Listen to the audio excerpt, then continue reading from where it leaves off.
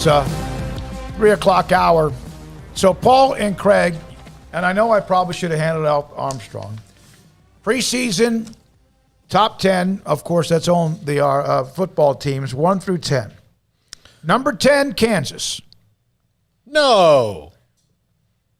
Yep. That's who Number 9, 8, wasn't sure, maybe Kansas State, 9.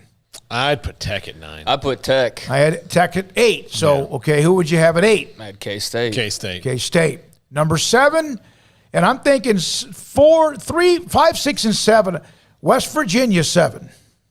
Okay. I think we should probably do like I don't know to make it clear. Like you do yours, I'll do mine. Paul can do his. All right, 1 through 10. Oklahoma, Iowa State, Oklahoma State, and I know a lot of times they'll let people down. TCU, 4, Texas, 5, Baylor, 6, West Virginia, Texas Tech, Kansas State, and Kansas. Craig, you go. Mine is way different. I had Iowa State at 1.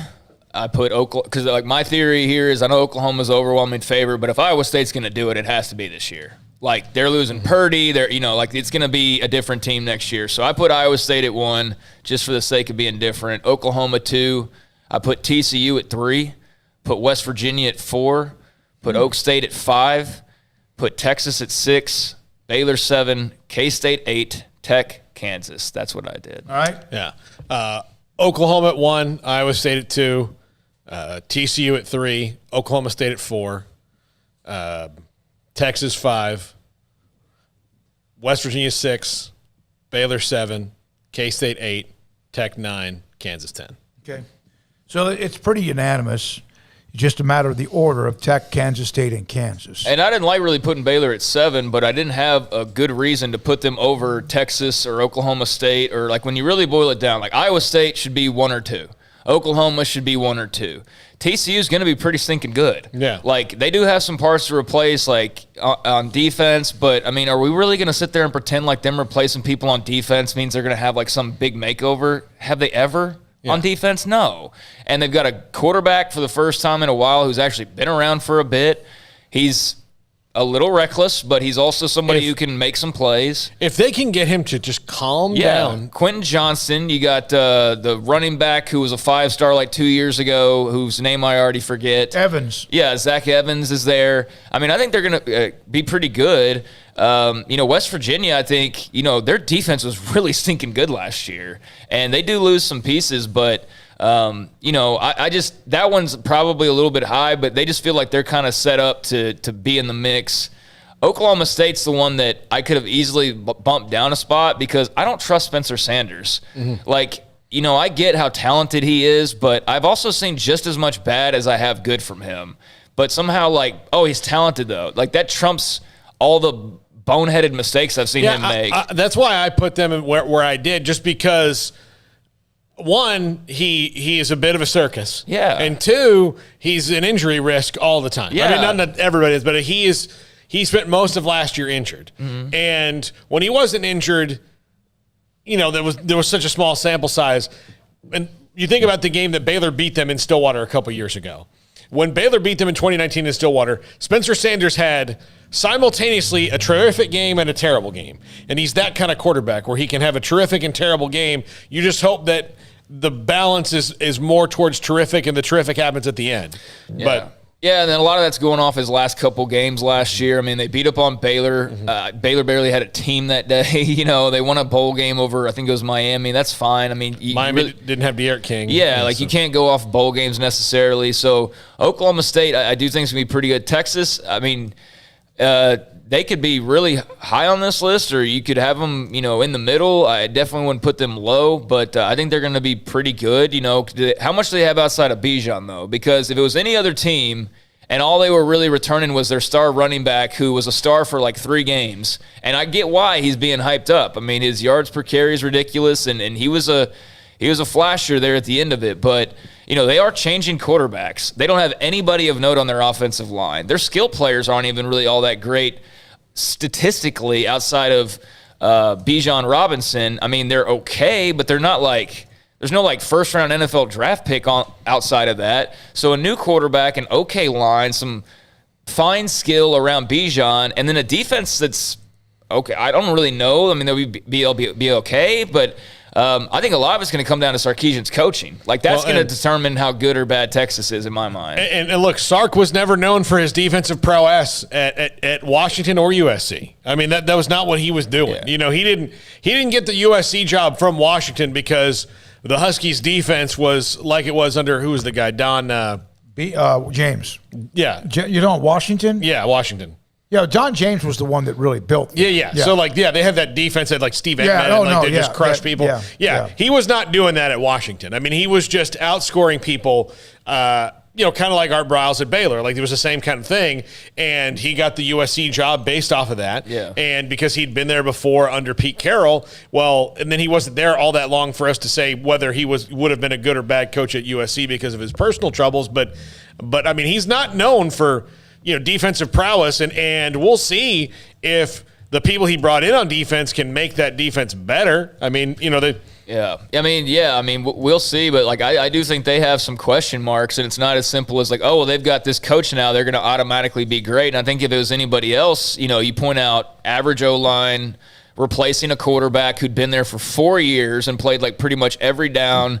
An okay skill group, like I said. I know that the skill group could be a lot better if Jordan Whittington actually lives up to potential and Bijan Robinson lives up to, you got to reach the potential, and then they could be pretty good. But it's all going to come down to Sark, in my opinion. Baylor, until we see a little bit more, I can't really place them too high. K-State, I think they're going to be okay. And then Tech and Kansas, I mean, we were unanimous on that. Well, it's interesting. This kind of reminds me of going into the year that Matt Rule and Baylor finished 7-6, coming off 1-11. It was hard to kind of say, man, I don't care how much they could improve. Because you hear a lot of this. Well, the Cowboys' defense has to be better. Really? Does it? Well, the Baylor offense has to be better. Well, I don't know if it can get worse, but that doesn't mean it's going to be better, although it does appear that will be obviously something that will be better.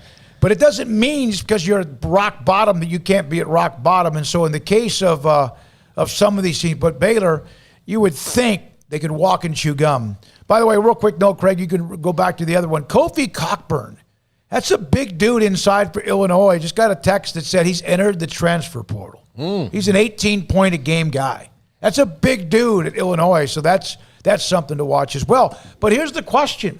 Wasn't today the day that you can enter the transfer portal, but you don't get to immediately play? Today ended that? No, today's the last day you can. Okay, today's the last day you can. Or, I mean, you might, like Kofi Coburn, you might hear, you might just heard about it, but he could be I'm sure he got the paperwork in.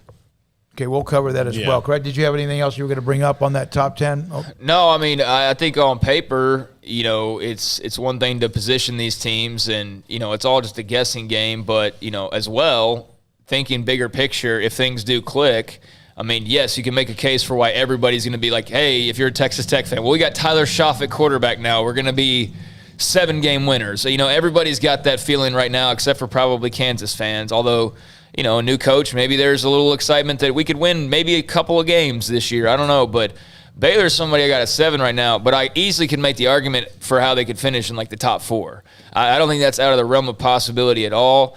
And really, why I placed them where I placed them was because there are just a lot of, unknowns, not so much question marks, but we just haven't seen it before. But I do think they're going to be drastically better. And I think they could definitely finish higher than 7. Just can't really put them in that position just yet because, again, you got to be able to see what that offense looks like. But if it's even a little bit better and that defense is a little bit better, which it also should be, then that's a damn good football team right there. Yep. I mean, there's no reason for it not to be. If the defense is as good as they were, plus better with Bernard, and then another year under the Randa and Roberts regime, and the fact that they've added some spice to it as well. Offensive Player of the Year. Breece Hall. Oh, Spencer Rattler. I have Rattler. Defensive Player of the Year. This is really kind of... I put Terrell Bernard over Mike Rose from Iowa State because Mike Rose will be the trendy pick, and I get it. He won it last year, so it's easy to just pencil him back in, but I'm putting Terrell Bernard. I put Mike Rose. Look, I'll say Terrell Bernard just because if he finishes the season, well, I mean, of course, they were bad last year, but even still, if he finishes the season last year, there's maybe a different conversation. Wouldn't that be interesting, though, if Tre'Vius Hodges-Tomlinson of Midway ended up being a part of that mix as well? Oh, you should be. Newcomer of the Year. And this is always a little bit interesting because it depends. Just like, for example, the quarterbacks at Texas, do they get into that mix? Does this Siaka Ika? I got to see him play first. I got to see him play in games. And it's probably not going to be a defensive tackle. No, it's probably not. So who would you pick? I picked Eric Gray, the running back transfer at Oklahoma. They have Kennedy Brooks coming back as well, which is part of the reason why Oklahoma, is such heavy favorites. But I think Eric Gray is going to give them another dynamic dimension in that running game. And, there's a lot of other guys, but I'm not picking some freshman 5-star this time around when you got transfer portal guys that have already played and shown what they can do. So, yeah, that's who I went with. I mentioned Gray, too. Even though you go, golly, that Majors, who had the big bowl game against Florida. Kennedy Brooks is back, who's a dog. I thought about him, but I don't know if – is he a newcomer when he's played there before? He might be the comeback player of the year comeback, or whatever. Yeah, There you go. So that's that. The Baylor players I had on the first team, and there aren't many, Terrell Bernard at linebacker, Jalen Petrie as a defensive back, Treston Ebner as a kick punt returner, and I think R.J. Sneed at wide receiver. That's it. So I went with Terrell Bernard. I went with Christian Morgan at safety. Wow. Because there's some great safeties out there, but I mean, I feel like I saw a couple of preseason teams, and it's like Deshaun Jameson, Texas. And I feel like, yeah, he's a pretty good player, but I feel like that's also like a recruiting pick in a way. Mm-hmm. So if you're looking at like impact, I think Christian Morgan and JT Woods are like this close to being really good safeties. Mm-hmm. And they started to pick up some turnovers last year. And another year in this defense, I think Christian Morgan could be a hell of a player. So I put him on this list. So I had him, I had Bernard, I had Jalen Petrie as well. So 3 Baylor guys on the defense. And I thought a lot about wide receiver, but I just couldn't put Tyquan or RJ over any of the proven guys like Eason Kama from Texas Tech, and who else did I put? Xavier Hutchinson, Iowa State, and Marvin Mims from OU. So I didn't pick a Baylor receiver, but I did put Connor Galvin on the offensive line. And I put Treston Ebner at kick and punt returner. So I got 3 on defense, the special teams with Ebner, and then 1 on the offense. Galvin is someone that gets a lot of talk. Yeah. But I hope he does have that kind of year. They need him to. I just had Bernard, Petrie, and Ebner. I mean, that's all I had. Nobody on offense to me. Like, they're going to have preseason. Like, preseason is based on last year and the potential to do it this year. Their offense is going to have to prove a lot to me for me to put them all big anything. Yeah, but at the same time, people are putting Wanye Morris on there, and the whole hype about him is that he played somewhere else previously, but now he's first team All Big 12 because he transferred to OU. Yeah. So I've seen Connor Galvin in the Big 12 for 3 years now. If he's going to break out, this is going to be it. And just because the O-line was bad doesn't mean they were all individually bad. Mm-hmm. So I think Galvin is probably one of the stronger links that you have. And with Mateos coming in, I do think we'll see a jump up, and that was kind of my thinking with Galvin. Big problem I have with this team. 1 quarterback, 2 running backs, that's fine. 3 wide receivers, okay. A tight end, 5 offensive linemen, a place kicker, kick return, punt returner. They have a fullback. And that's fine, but there's no room to put Deuce Vaughn. I put in my response to the Big 12, think this would be better served as a hybrid athlete spot. I didn't put a name. That's what I put. I put Deuce Vaughn. That's fair, but I put that to let them know if they haven't thought about that, because, that would be the Deuce Vaughn spot, or that would be the Treston Ebner spot. Yeah. That could be the Treston Ebner spot as well. That could be the Josh Fleek spot, but it would be well more, or it would be far more deserved and be far more talked about if it was actually those guys, because there's not even a fullback. Like, I looked, and there's not even somebody to name. Oklahoma always has somebody like that, don't they? Can you name him? No, I can't. Okay. And then, a few years ago when we were voting in the AP, they had a third team, and then we finally got third team for tight end. They didn't have fullback, but it was like tight end H-back.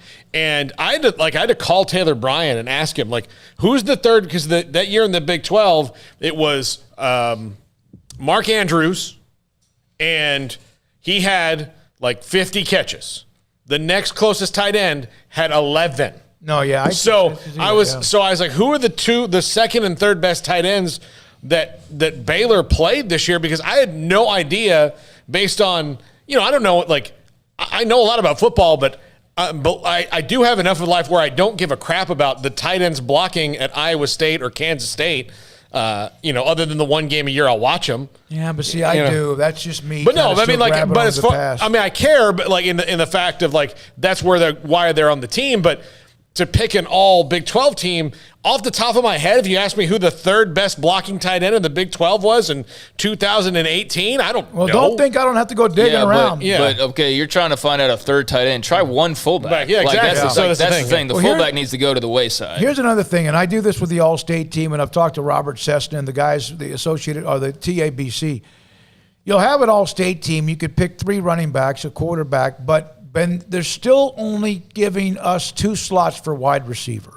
And that's just not enough. It's impossible. Yeah, but we don't want the Big 12 where there's, 7 offensive linemen on the first team. There's 5 wide receivers. There's 20 people on the field, according to the All Big 12 team. 12 women's basketball players on the first team. 3 centers on first team because, that makes sense. And, I would rather it not be that way. I still don't understand. My God, it's pretty easy. Guards, 2 tackles, and a center instead of 5 offensive linemen. I don't understand it.